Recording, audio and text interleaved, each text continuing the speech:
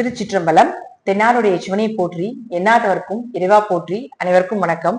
இன்னைக்கு நாம பார்க்கக்கூடிய பதிவு என்னன்னு பாத்துட்டீங்கன்னா, அக்டோபர் மாத பலன்களை பத்தி பார்க்க போறோம். அதற்கு முன்னாடி நம்மளுடைய சேனலை சப்ஸ்கிரைப் பண்ணிக்கோங்க. அக்டோபர் மாதம் என்னென்ன கிரகங்கள் மாறுறாங்க, இந்த கிரக சேர்க்கையினால என்னென்ன யோகங்கள் உங்க ஜாதகத்துல நடக்க போகுது அப்படிங்கிறத நம்ம முழுமையா பார்க்கலாம். முதல்ல குரு பகவான் 18ஆம் தேதி மிதுன வீட்டிலிருந்து கடக வீட்டுக்கு உச்சம் பெற்று வருகிறார். அடுத்தது சுக்கிர பகவான், சுக்கிரன் அப்படின்னு சொல்லக்கூடிய 9ஆம் தேதி உங்களுக்கு கன்னியா வீட்டுக்கு வருகிறார். சூரியன் 17ஆம் தேதி கன்னி வீட்டிலிருந்து துலா வீட்டுக்கு வருகிறார். அதே போல புதன் 24ஆம் தேதி விருச்சிக வீட்டுக்கும், செவ்வாய் 27ஆம் தேதி துலா வீட்டிலிருந்து விருச்சிக வீட்டுக்கும் மாறி வருகிறார். சுக்கிரன் இந்த இடத்துல நீசமாகிறார். இருப்பினும் சுக்கிரனும் புதனும் பரிவர்த்தனை பெறும் பொழுது இது நீசபங்க ராஜயோகத்தையும் கூட ஒரு சிலருக்கு ஏற்படுத்தி கொடுக்கும் அப்படிங்கிற அமைப்பு உண்டு. பிளஸ் சுக்கிரனும் புதனும் பரிவர்த்தனையும் ஆகி என்னென்ன யோகங்களை தரார் அப்படிங்கிற நம்ம பார்க்கலாம். முதல்ல பாத்துட்டீங்கன்னா, இந்த குரு இந்த இடத்துல இருக்கும் பொழுது செவ்வாய் இங்க நிற்பார். அப்போ குருவுக்கு கேந்திரத்தில் செவ்வாய் இருக்கும் பொழுது குரு மங்கள யோகம் வேலை செய்யும். உங்க ஜாதகத்துல குரு செவ்வாய் சேர்க்கையோ அல்லது குரு செவ்வாய் பார்வையோ கேந்திர திரிகோணம் ஏறினாலும் இந்த யோகங்கள் உங்களுக்கு வேலை செய்யும். ஒண்ணு. அடுத்தது பாத்துட்டீங்கன்னா, இந்த செவ்வாயும் புதனும் சேர்ந்து யுக்த யோகமாக வேலை செய்ய போகுது. இந்த யுக்த யோகம் அப்படிங்கிறது பாத்தீங்கன்னா, நல்ல நாலேஜ் கொடுக்கும். எந்த இடத்துல இருக்கின்றீர்களோ அந்த இடத்துல உயர் பதவி புகழ கொடுக்கக்கூடிய ஒரு அமைப்பை ஏற்படுத்தி கொடுக்கும்.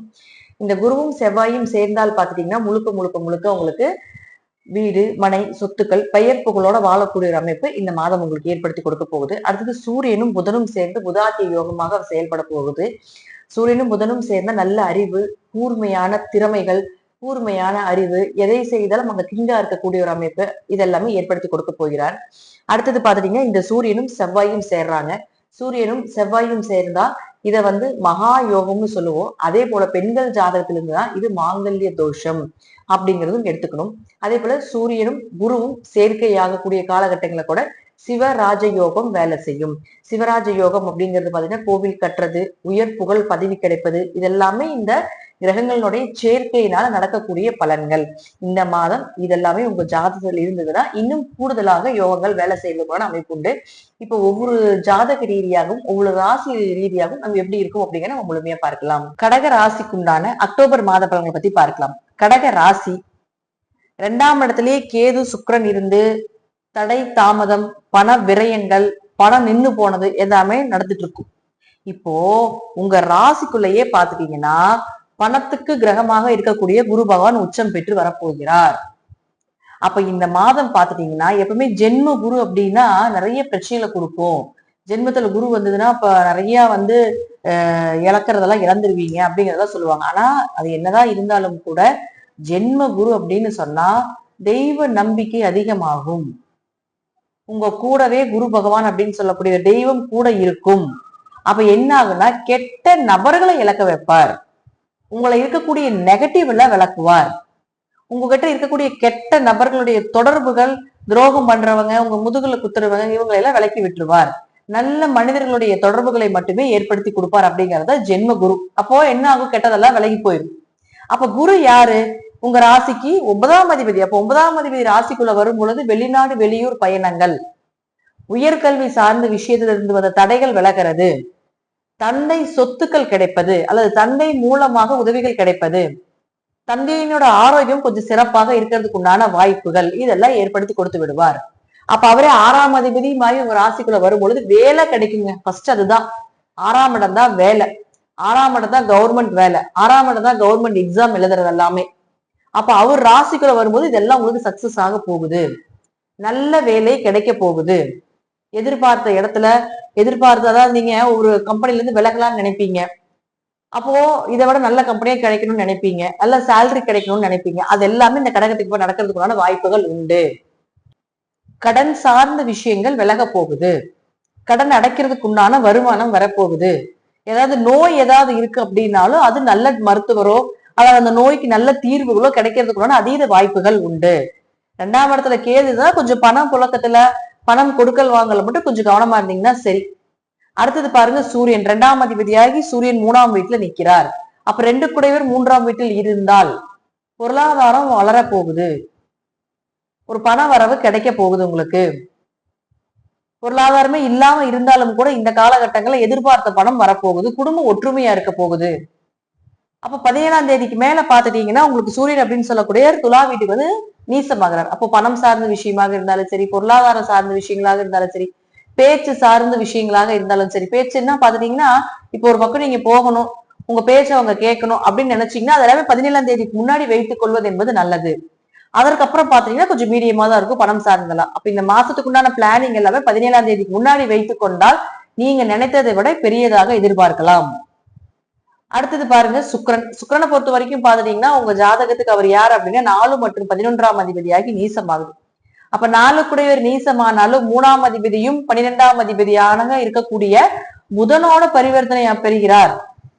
அப்ப முயற்சிகள் எல்லாமே நடக்க போகுது, அதுல நீங்க ஜெயிக்க போறீங்க.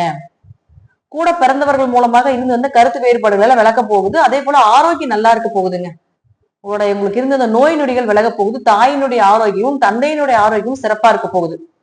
அப்ப 12ஆம் அதிபதி பரிவர்த்தனை ஆகுதுன்னா இப்ப வெளிநாட்டிலேயே இருந்துட்டு ஒரு நாட்டுல இருந்து இன்னொரு நாடு போலாமான்னு கேட்பாங்க. அது ஒரு ஊர்ல இருந்து வேலைக்காக இன்னொரு வேலைக்கு போலாமான்னு கேட்பாங்க. அதெல்லாம் உங்களுக்கு சக்சஸ் ஆக போகுது. வெளிநாடு வேலை தாராளமாக கிடைக்கிறதுக்கு உண்டான வாய்ப்புகள் உண்டு. நிம்மதியான தூக்கம் அப்படிங்கிறது உண்டு. கணவன் மனைவிக்குள்ள இருந்து வந்து அந்யூன்ய குறைபாடுகள் விலகும். 12ஆம் இடங்கிறது கணவன் மனைவி அந்யூன்யத்தை சொல்லக்கூடிய ஒரு இடம். அப்போ அந்த கணவன் மனைவிக்குள்ள இருந்து வந்து அந்யூன்யங்கள் உங்களுக்கு பெருக போகுது. தேவையில்லாத ஒரு மன உளைச்சல் எல்லாமே விலகிறதுக்கு உண்டான வாய்ப்புகள் உண்டு. அடுத்தது செவ்வாய். செவ்வாயை பொறுத்த வரைக்கும் பாத்துட்டீங்கன்னா மேக்சிமம் செவ்வாய் அப்படின்னு சொல்லக்கூடிய உங்களுடைய ராசிக்கு 5, 10 குடையவராகி 4ஆம் வீட்டிலே நிக்கிறார். அப்ப 5, 10 குடையவரானவர் 4ஆம் வீட்டில் 3ஆம் அதிபதியாக இருக்கக்கூடிய புதனோடு சேர்ந்து நிற்கும் பொழுது குழந்தைகள் சார்ந்த விஷயங்கள் எல்லாமே உங்களுக்கு சக்சஸ் ஆக போகுது. குழந்தை பிறக்கிறதுக்கு உண்டான வாய்ப்புகளை ஏற்படுத்தி கொடுக்க போகிறார். குல தெய்வத்தினுடைய அனுகிரகம் கிடைக்க போகுது. 5 நாள்ல தொடர்பு ஏற்படுதுன்னா வீடு, மனை, சொத்துக்கள், வண்டி, வாகன யோகங்கள் எல்லாமே கிடைக்கிறதுக்குண்டான வாய்ப்புகளை ஏற்படுத்தி கொடுக்க போகிறார் இந்த செவ்வாய். அப்ப அவரே 10ஆம் அதிபதியும் ஆகி 4ஆம் வீட்டுல நிற்கிறார். கேந்திராதிபதி கேந்திரத்தில் நிற்பது. கேந்திரங்கிறது பெருமாள் ஸ்தானம். அப்ப பெருமாள் ஸ்தானத்தை இயக்கும் பொழுது கண்டிப்பாக பண வரவு உண்டு. அப்ப தொழில் வளர்ச்சி அப்படிங்கறத ஏற்படுத்தி கொடுப்பார். தொழில் இருந்து வந்த இடைஞ்சல், தொழில் இருந்து வந்த பிரச்சனைகள் எல்லாமே விலக்கி கொடுக்க போகிறார். தொழில் ஒரு நல்ல மாற்றமும், தொழில் ஒரு நல்ல லாபத்தை கொடுக்கறதுக்கு உண்டான எல்லா சிந்தனைகளும் அடுத்த கட்டத்துக்கு உண்டான பாதையும் நிச்சயமாக இந்த புதன் ஏற்படுத்தி கொடுத்து விடுவார் செவ்வாயோட சேர்ந்து நிற்கும் பொழுது.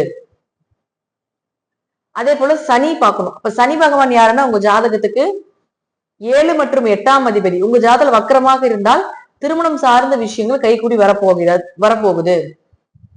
அப்போ திருமணத்துல இருந்து வந்த தடை, தாமதங்கள் இதெல்லாம் விலகி உங்களுக்கு நல்ல வரன், எதிர்பார்த்த வரன் கிடைக்க போகுது. 7 குடையவர் அப்படிங்கிறது சனிதான். அப்போ உங்க ஜாதகத்துல சனி வக்கரமாக இல்லைன்னா இந்த காலகட்டங்களில் புதிய வரன்களை அமைத்துக் கொள்ள வேண்டாம். எப்பவுமே பார்த்துட்டு இருப்பீங்க இல்லைங்களா, அது போல் இருந்தா பண்ணிக்கோங்க. அப்படி இல்லைன்னா புதியதாக வரன்கள் அப்படிங்கிறது அமைத்துக் கொள்ள வேண்டாம். மேக்சிமம் பாத்துட்டீங்கன்னா கடகராசியை பொறுத்த வரைக்கும் பாத்தீங்கன்னா இந்த மாசம் மிகுந்த யோக பலனை கொடுக்கக்கூடிய ஒரு மாசமாக இருக்க போகிறார். ஏன் அப்படின்னா குரு வந்து உங்களுக்கு ராசிக்குள்ளேயே இருக்கிறதுனால கெட்டது எல்லாமே விலைக்கு எல்லாமே நல்லதுதான். ஃபர்ஸ்ட் ராசியும் லக்னமும் நல்லா இருக்கும். அப்ப ராசிக்குள்ளேயே ஒரு சுபகிரகம் வந்து உச்சமாகும் பொழுது நல்ல விஷயங்கள் எல்லாமே தேடி தேடி வரப்போகுது. குரு இருக்கின்ற வரைக்கும் அனைத்துமே நன்மையை கொடுக்கக்கூடிய ஒரு காலகட்டங்களாக இருக்கு. கடகராசிக்காக தைரியமா இருக்கலாம். எப்படி ஜெயிக்க போறீங்க இந்த மாசம்?